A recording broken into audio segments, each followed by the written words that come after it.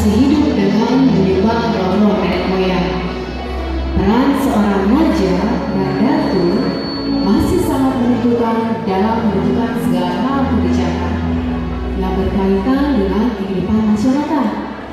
Sementara di saat yang sama, Belanda sudah mengusir Sumatera Barat. Pendengar kabar akan segera memasuki Tapanuli, sehingga raja-raja Batak mulai besar.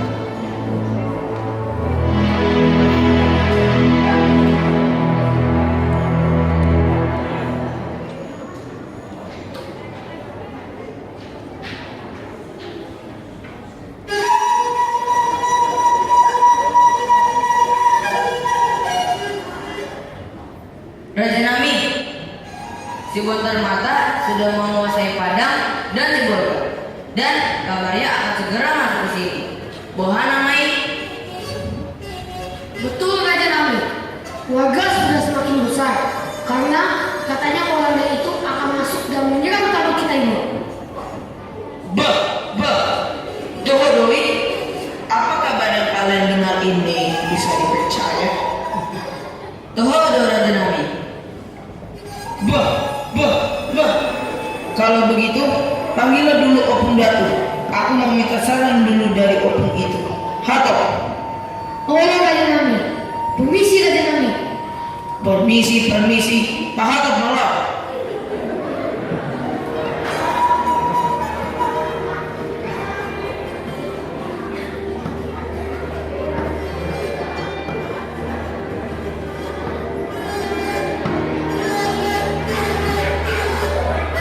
Horas Raja Nami, Aham Namasa. Kenapa raja dan para pengawal ini sangat gelisah? Horas Opung Datu. Imadah Opung Datu. Katanya si Botan Mata itu sudah menguasai Sibolga dan sebentar lagi akan menyerang budak kita ini. Tahe, kalau begitu kita harus memperketat penjagaan di benteng pertahanan. Dan aku akan meminta pada roh Opung kita sejolo-jolo tubuh supaya menjaga kampung kita ini. Opung Datu. Pengawal, perketat penjagaan. Tidak boleh si Botan Mata itu masuk ke kampung kita ini.